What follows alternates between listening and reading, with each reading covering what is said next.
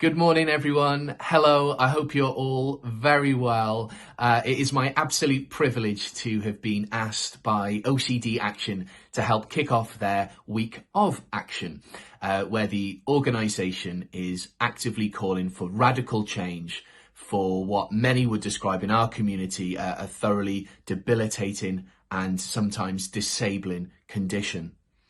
I know personally, if it wasn't for organisations such as OCD Action and some of the incredible advocates that we have in our community and peer support groups, that I would be totally lost on my own journey to recovery. I first developed OCD at the age of 13, and it wasn't until I was 29 that I first received an official diagnosis. So 16 years that journey was. It was probably the highest score I'd ever achieved in an exam in my life. So I therefore know only too well those challenges faced at trying to access appropriate treatment.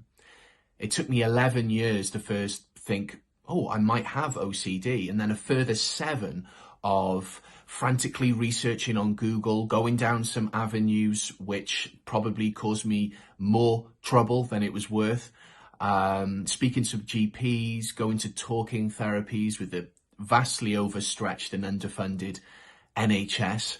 I think I was given about 8 sessions and then just sent out into the world again with this diagnosis of OCD. That time was particularly challenging, and it actually was only a sheer stroke of luck that I landed a TV commercial at the time, and ironically actually ended up playing a doctor in EastEnders, that I was able to access private therapy, and unfortunately that was the case. I had to access private therapy, which was extremely expensive. The therapy I received, though, was CBT with ERP. So that's cognitive behavioural therapy with exposure response prevention. And this revolutionised my recovery with OCD. It helped me to understand my thought processes. It helped me to identify triggers and the compulsions I was doing. And there was a real myriad of compulsions, so much more than I even thought. And so working alongside a qualified and professional OCD specialist, I was able to gradually expose myself to my fears and prevent myself from doing my usual response, which would be a compulsion. And I started to see some massive improvements. I became aware of the intrusive thoughts and the feelings and emotions and how irrelevant they actually were. So as a mental health first aid instructor now, moving on, and a crisis practitioner as well, I know how important early intervention is with a mental health problem developing.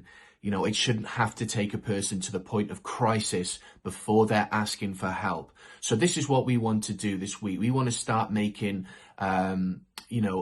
treatment readily available and accessible for all. So that's what we're going to try and pursue. So just hang on in there.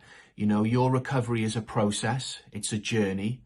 You know, you're going to have some ups, you're going to have some downs. You'll have moments of elation and moments of inspiration and discovery, and then other moments at times of relapse. And that's okay.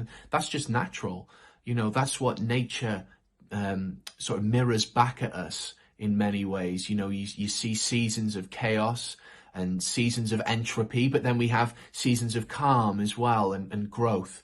So just keep moving forward.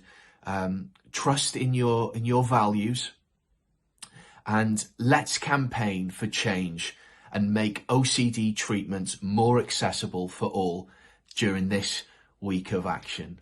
Thank you and have a lovely week.